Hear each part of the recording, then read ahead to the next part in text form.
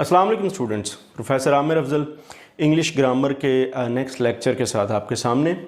पिछले 3-4 वीडियो से हम लोग डिस्कस कर रहे हैं पंक्चुएशन, यानी इससे पिछली जो 3 से 4 वीडियोस जो हैं वो पंक्चुएशन पे थी।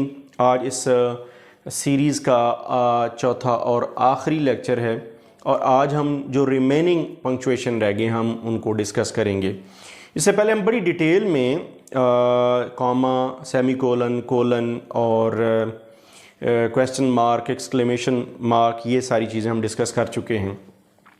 आज हम शुरू करते हैं सबसे पहले इन्वर्टेड कॉमास में। इन्वर्टेड कॉमास से स्टार्ट करते हैं। इन्वर्टेड कॉमास के बारे में हम सब जानते हैं कि सबसे बड़ा जो यूजेज है इसका, एक ही सबसे बड़ा यूजेज है, और वो ये कि जब हम किसी की कोटेशन को हम उसी किसी स्पीकर की कोटेशन को, अल्फाज को उसी के अल्फाज में जब हमने बयान करना होता है तो वहाँ हम इन्वर्टेड कॉमास लगाते हैं, डबल इन्वर्टेड कॉमास हम लगाते हैं। To quote exact words of a speaker, I would rather die. अच्छा, इसके 2 तरीके होते हैं। बाज़ औक़ात एक सेंटेंस होता है, ये नहीं आप समझ लीजिए सिर्फ इतना ही है, I would rather die, inverted commas close, आगे ही एक्सक्लेम्ड। और बाज़ औक़ात इसी फिक्रे के 2 हिस्से होते हैं, I would rather die, he exclaimed, आगे वो सेंटेंस कंटिन्यूड होता है, then join the oppressors of my country. तो एक बात है कि जो इन्वर्टेड कॉमास हैं ये लगते हैं, ये यूज़ होते हैं जब हम किसी की बात को, किसी की कोटेशन को उसी के अल्फाज में बयान करते हैं। सो यहाँ इन्वर्टेड कॉमास यूज़ होता है। डैश, डैश कहाँ यूज़ होती है? डैश जो होती है ये एक लंबी लाइन होती है, to indicate an abrupt stop, जब हमने अचानक स्टॉप करना होता है। वो किस तरह? If my husband were alive, ये एक सेंटेंस है, if my husband were alive, लेकिन फिर ये रुकती है, सडन स्टॉप, एक लंबी ले, बट वाई लमेंट द पास्ट, यानी अगली बात उसके बाद की, तो यानी एक जगह रुक के, रुकने के लिए, एक लंबा पाज लेने के लिए, सडन, ये याद रखिएगा, एब्रप्ट स्टॉप के लिए ये हम डैश यूज़ करते हैं।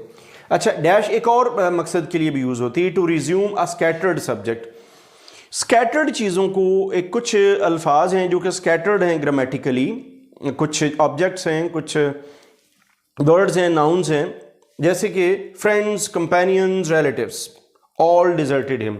यानी आप पहले एक एग्जांपल दे देते जिसमें बड़े ढेर सारे लोगों का जिक्र करते हैं, स्कैटर्ड, अलग अलग, फिर आप उनको इकट्ठा ज्वाइन करते हैं तो वहाँ पर भी आप डैश लगा के तो उनको ज्वाइन कर देते हैं।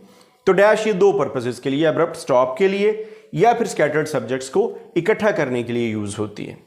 हाइफन, ये आप समझ लें कि डैश से हाफ होती है, अपने साइज में लगाने में छोटी होती है।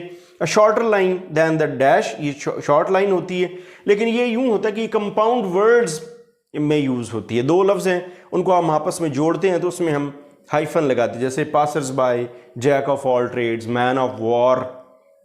तो इस तरह के वर्ड्स में छोटी हाइफन जो है वो सिर्फ वर्ड्स को आपस में जोड़ने के, कंपाउंड वर्ड्स को, यानी 2 वर्ड्स को कंपाउंड वर्ड्स बनाने में काम आती है हाइफन। अब हम आगे चलते हैं एक और पंक्चुएशन की तरफ, very important one, parenthesis. Parenthesis जिसे हम आमतौर पे छोटी ब्रैकेट कहते हैं।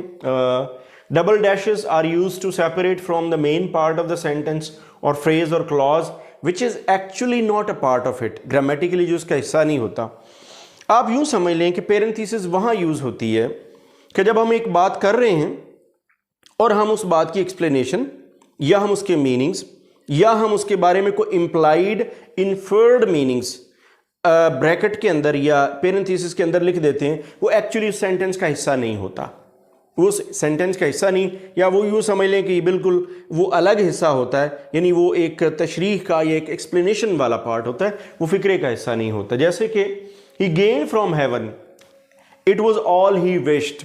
अब ये देखिए, ये इम्प्लाइड फिक्रा है, इसका हिस्सा नहीं है। He gain from heaven a friend, अब इस पूरे फिक्रे के अंदर ये जो हिस्सा है, it was all he wished, ये एक पेरेंथीसिस में लिखा गया है, जो एक्चुअली इनफैक्ट कुछ इन्फरेंस है या आप कह लें कि एक बैकग्राउंड का एक सेंटेंस है। अपॉस्ट्रोफी कब यूज होता है जी? Apostrophe to show the omission of a letter और लेटर्स। अपॉस्ट्रोफी ये भी एक कॉमा होता है जो वर्ड के ऊपर यूज होता है। सबसे पहले तो ये कि जैसे कॉन्ट्रैक्शन है, डोंट, डिडंट और एवर, ये इस तरह के वर्ड्स के अंदर यूज होता है। जेनेटिव केस ऑफ नाउन में यूज़ होता है अपॉस्ट्रोफी। इसके बाद to form the plural of, plural जब बनाना होता है लेटर्स का या फिगर्स का, add 2 5s and 4 2s। 5s में 2s में dot your eyes and cross your eyes, ठीक है, यहां टीज होना चाहिए। तो ये जो इस तरह के सेंटेंसेस हैं उनमें हम प्लूरल बनाने के लिए जो लेटर और फिगर्स का है उसके लिए, जेनेटिव के लिए या ओमिशन ऑफ लेटर्स के लिए यूज़ होता है। अच्छा जी, ये इसके बाद हम एक बड़ा इंपॉर्टेंट है, वो रखा तो हमने एंड पे है, लेकिन बहुत ही इंपॉर्टेंट इसलिए है कि उसका ताल्लुक सेंटेंस की मेकिंग से, डायरेक्टली सेंटेंस की मेकिंग से या उसकी राइटिंग से है। वो है कैपिटलाइजेशन, यानी कैपिटल लेटर्स कब यूज़ होते हैं और किस वक्त यूज़ करने चाहिए और किस पॉइंट पे उसका यूजेज ज़रूरी है। एक तो पहली बात ये कि जब भी आप सेंटेंस को नया यूज़ करेंगे, कोई नया सेंटेंस स्टार्ट करेंगे, टू बिगिन अ सेंटेंस, जब भी कोई नया सेंटेंस स्टार्ट करेंगे, एक सेंटेंस हो, अगला शुरू हो, उससे अगला हो, तो उसका जो पहला लेटर है वो कैपिटल आएगा। To begin each fresh line of poetry, poetry लिख रहे हैं, पोइट्री की हर लाइन, चाहे आप सोनेट लिख रहे हैं, बैलेड लिख रहे हैं, ओड लिख रहे हैं, कोई भी ब्लैंक वर्स लिख रहे हैं, तो उसकी जो पहली लाइन है वो हमेशा कैपिटल लेटर से स्टार्ट होगी। To begin all proper nouns and adjective derive from it, कुछ ऐसे प्रॉपर नेम्स हैं, जैसे आप इंसानों के नेम्स हैं और बिल्डिंग्स के हैं, तो जो प्रॉपर नाउन और उससे बनाए जाने वाले जो एडजेक्टिव्स हैं उनसे वो जो है वो भी कैपिटल लेटर से शुरू होते हैं। इसी तरह for all nouns and pronouns, इनके लिए भी यूज़ होता है, which indicate the deity like lord, god, इस तरह के जो वर्ड्स हैं इनको भी हम कैपिटल लेटर्स में। लेकिन एक बात याद रखिएगा, कैपिटल लेटर के लिए जो सबसे बड़ी कैटेगरी है वो ये कि ये प्रॉपर नाउन्स के लिए यूज़ होता है। प्रॉपर नाउन्स किसी भी आप कह लें कि या एक और भी इसमें पोइट्री में यूज़ प्रॉपर नाउन्स के साथ यूज़ होता है। पोइट्री में इसके लिए एक वर्ड यूज़ होता है पर्सोनिफिकेशन।